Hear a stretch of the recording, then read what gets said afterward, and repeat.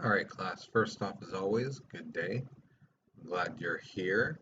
So, today we are going to be talking about how the um, French Revolution started to get the ball going and what it took to basically really tick off the French people. But before we begin, here is your warm up picture. So, what do you see? Okay, so look at the picture. What do you notice? Right. So look up, down, left to right, and what do you see? Okay. So once you've analyzed the picture and you see what you see and some of that, what do you think is happening? What do you think is going on in this picture? So go ahead and do that.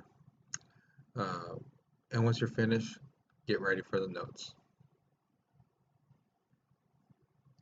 All right. So here's the thing. Um, there was a really bad harvest between 1787 and 1788, sorry. And the thing is, what happened is because there was a bad harvest, that meant food was limited, because food after a while spoils. And the thing is, most people aren't precautious when it comes to what to save and things like that because they always think the next year's coming and it's going to be better. Um, or we'll do the same this year we did last year, but sometimes when there's a bad harvest, not enough water, it was too hot, there's very different factors to why there could be a bad harvest.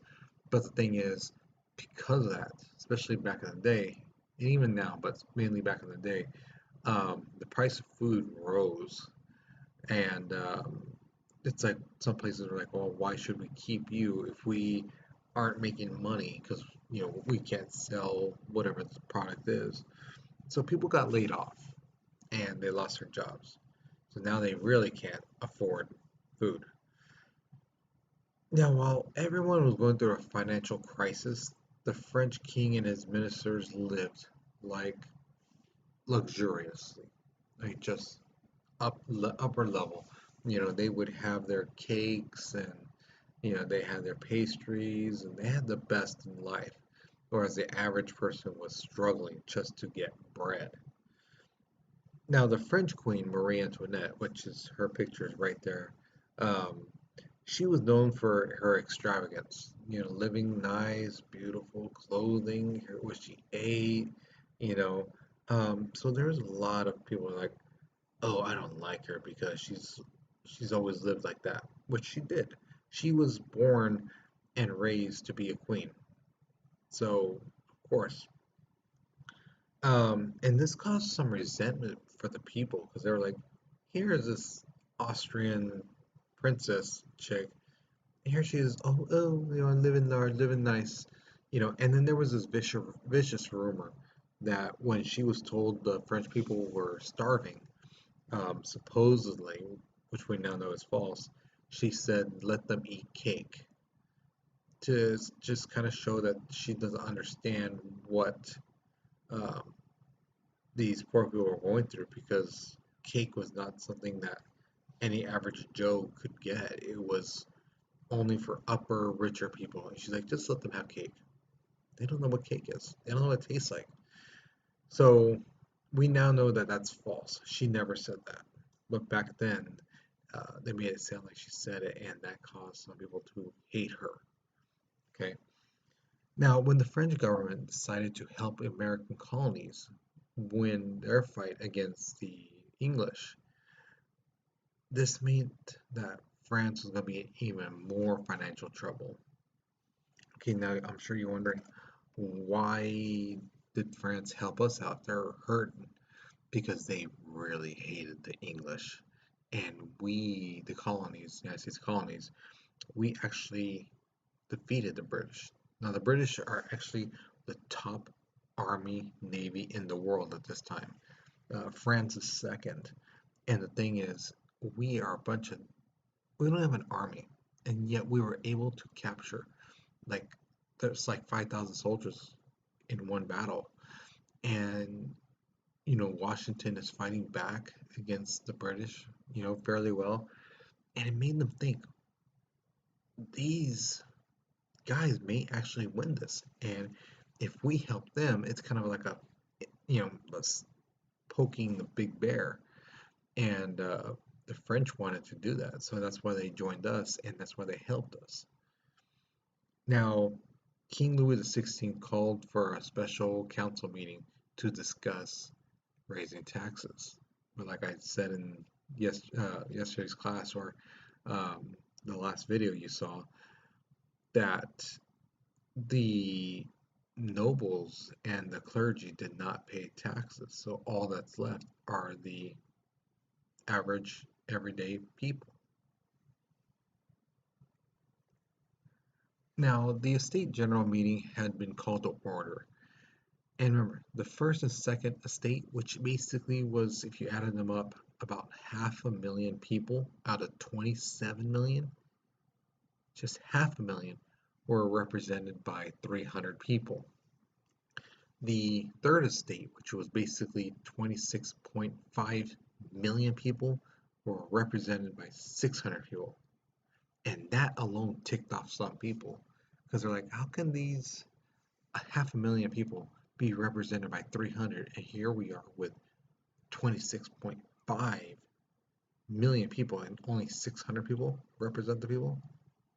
That's not working. Now, traditionally, each estate got one vote. And typically, the first and second estate always joined together to make sure that the third estate had to pay the taxes, had to suffer while they lived large. But now, the third estate is like, you know what? Okay, you want to play games? Let's play games. How about this? Every representative gets a vote. Now, that would mean the third estate would win quite easily. And this really got the first and second estate like, oh, hey, easy there, Captain. Whoa, you know. And the king basically was like, you know what? I prefer the old way, back when the estates all had one vote, and the third estate's like, of course you would, because they're your cronies. You're like one of them, or say they're one of you. So the thing is, June 17th, 1789, the Third Estate decided to have a meeting in secret to talk about a constitution. Now, a constitution basically is the People's Declaration saying that we deserve rights and we want to overthrow the government. We believe in this type of system. And the king didn't like that because that made it seem like he's going to lose power. So, June 20th, they're going to meet again, Third Estate, and the doors are locked. So these guys go have a meeting in an indoor tennis court, and it became known as a tennis court oath. Now, your warm-up picture, that is a picture of that building right there. You see to your right. That's how it looked like. I know. Imagine 600 people crammed into that room, yelling, discussing things, some of that. People hanging off the top building, you know, in between the buildings. And then, remember, there's no AC. This was before AC. So imagine how hot and sticky it is being in June, and these guys didn't take showers every day. So it wasn't the most comfortable position. But the thing is, they knew the importance of this meeting, and that's what drove them.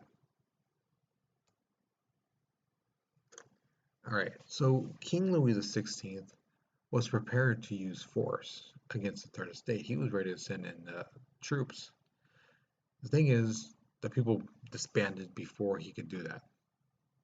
Now, July 14th, 1789, 900 Parisians, excuse me, took control of the Bastille. The Bastille was this building that was basically a prison and it had an armory, basically where the soldiers kept their guns, ammunition, bullets, things like that. It really wasn't a smart place, you know. Now the thing is, the people start getting really mad because the price of bread had reached an all-time high. It was a ridiculous amount. I mean, think of it like a loaf of bread costing $120. People would lose their minds. Now, the thing is, when the people stormed the Bastille, they found that there was no ammunition, there was no weapons, and they got mad. So they decided to tear down the Bastille brick by brick at some point. People ripped it off by their hand, they kicked it off with their feet. Some got like kind of like a sledgehammers type of thing, and they started tearing it up. With all this, Paris now belongs to the rebels because now they're upset, and there's so many of them that the basically the military can't do anything because if they start shooting, it takes um, the average man 20 seconds to fill up a musket and then fire it. Again, there's so many millions of people who are angry with King Louis the 16th that the army does not have enough bullets to take off everyone. They all charge at once. Okay, now the thing is, when Louis the 16th was told about the Bastille being torn apart, he famously said, "Why, this is a revolt." Now, a revolt is something small. It's something like if some people don't like something, they go after it. It's not that big. But one of the noblemen told him, "No, it is a revolution. A revolution is when government change is needed, and that changes everything." Okay. All right. So here is your final question. Do you think in this country, in the USA, we will ever get to the point where all the poor average citizens become angry enough to revolt against the rich and powerful? So do you think we will ever get to that point that we will unite? The poor middle class people will unite and go against the rich and powerful. If so, when? When do you think it will happen? You know, what would it take for it to happen? If you can't think of like exact date or you can't make a ballpark guesstimation, then what would it take for the poor and the middle class to unite to go against the rich and powerful? If you think it will never happen, explain why. Why will it not happen? Okay. So once you're finished with that, you're done for the class. Congratulations. So be sure your name's on your paper. Okay. And hope you guys have a good day. All right. So take care. Be safe.